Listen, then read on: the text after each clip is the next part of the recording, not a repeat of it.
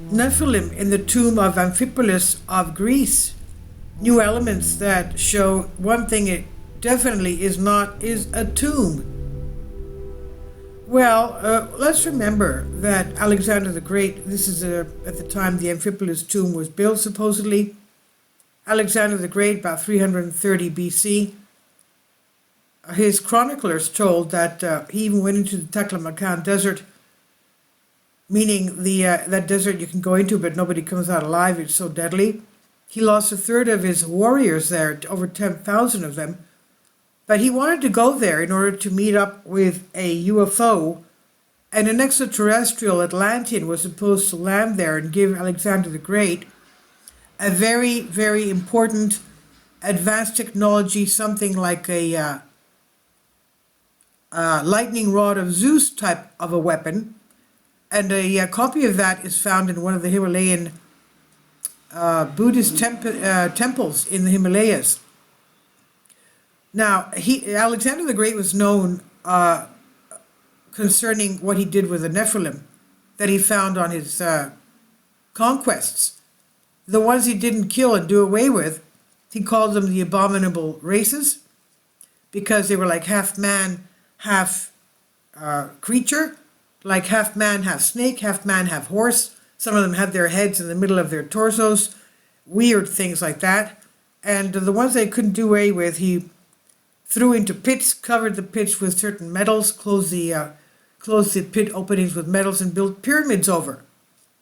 Now we know the Amphipolis thing here is basically a pyramid. So what do these researchers claim concerning that it's not a tomb? Amphipolis is not a tomb, but basically something else. Could it be, again, Nephilim closed in this section? According to the mystics, the Casta tomb of Amphipolis does not hide a tomb, but a temple.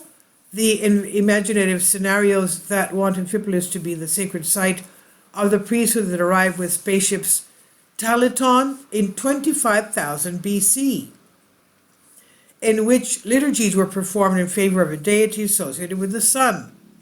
Now remember, one of the ancient pharaohs of Egypt, Akhenaten, the father of Tutankhamun, King Tut, was a pharaoh that believed in one god and he worshipped the sun. Now, in reaction of the reaction of the occultist community to the archaeological revelations of Amphipolis was rather delayed by its standards, but it finally came. It's accompanied and enhanced by surveillance diagrams borrowed from Google Earth. Perhaps the sphinxes, the caryatids, and other impressive findings left the Nephilim, Elohim, and their company speechless. Nevertheless, where conventional scientific information ends and mysticism begins, there's already talk that there are no dead in the Casta tomb. The monument is not a place of burial, but a place of worship. It's a temple where services were held for a deity associated with the sun. In this temple, a mysterious priesthood intensively studied the proportions of an even more mysterious pyramid, delivered oracles, communicated with other centers of sacred energy, etc. So, as the public anxiously waits, not only the progress of the archaeological dig, but also the publication of a book that will explain everything that the dark forces are hiding from us, and which will probably be telemarketed by well-known rebel-rousers and enlighteners, one can follow the mystics on their journey beyond the gates of the unexplained. It seems that the subject needed thorough study, so the delay in formulating the occult interpretation of Amphipolis is justified. Be that as it may, in the last few hours a text has been circulating in the internet that puts things in perspective.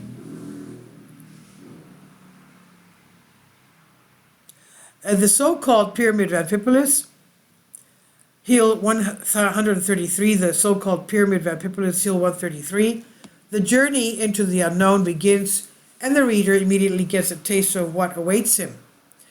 The author of the article entitled "The Tomb of Amphipolis is Not a Tomb" cites the authority of the author-researcher Vasilios Vasilikos.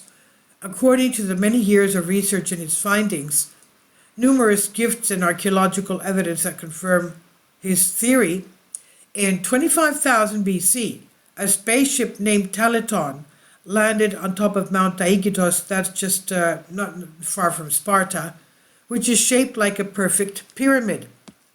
From the pyramid of Taygetus, the analysis goes to that of Amphipolis. And he said, due to the low altitude of Amphipolis being a coastal place and lack of high peaks near the sea, they built a pyramid with a height of at least 150 meters. Now it remains with a height of about 125 meters. And they placed the priesthood opposite the geometrical volume so as to oversee its shadow and shine there to keep the oracle as they believed. The so-called tomb of Amphipolis is not just a tomb. It's an area, not just a mound. It's an area of the priesthood that studied the shadow of the pyramid based on the sun and the moon and the stars. For this reason, they believed that the Sphinx as a symbol had occult powers and could keep the sanctity of the place stable, so that the priesthood could receive money from there in the future. In the excavation site, sphinxes were found which confirm that it is not a tomb but a sacred initiation site. The same is happening in Egypt. There are no mountains or peaks high and stable to study the shadow of the sun, moon, and stars mentally, so they built the pyramids that we're talking about, Giza, for example, along with the Sphinx to keep the oracle stable.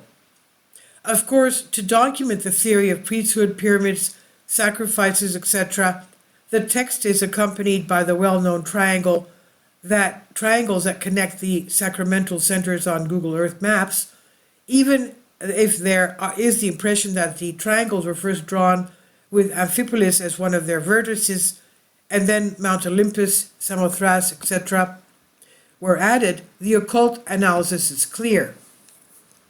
Since the sphinxes of Amphipolis and Egypt are equidistant from their respective pyramids, so the height of the pyramid of Amphipolis was the same as that of Khafra pyramid. In the area of that means the Great Pyramid of Egypt, of Cairo. In the area of excavations, no dead person or hero of antiquity will be found, and if found, it will be because later some people used the area as a tomb. But by no means was this place built for the burial of any great man.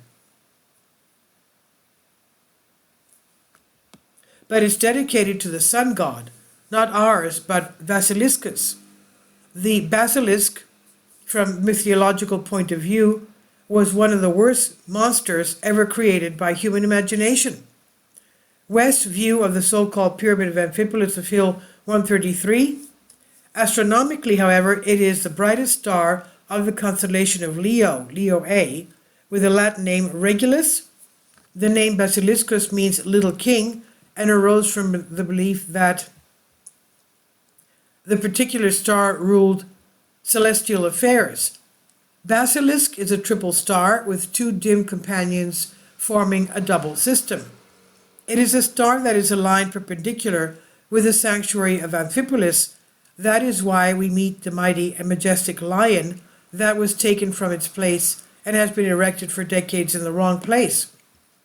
And because the conspiracy theory involving aliens for the Amphipolis lion would be lacking and immune without a prophecy in the apocalyptic article, it is pointedly noted that, quote, 2 more smaller lions and various geometrical and astronomical findings remain to be found, as well as mounds to the sun god, end quote. So this is from a Greek article I've translated for you. This is very interesting. Please leave your comments, and thank you for your support. Please support my Patreon account. The daily posts are 5 videos daily, and they are totally different from what I have on my YouTube channel. Thank you so much for your support, and that you find all my content so interesting. You'll find the Patreon account details in the description box below.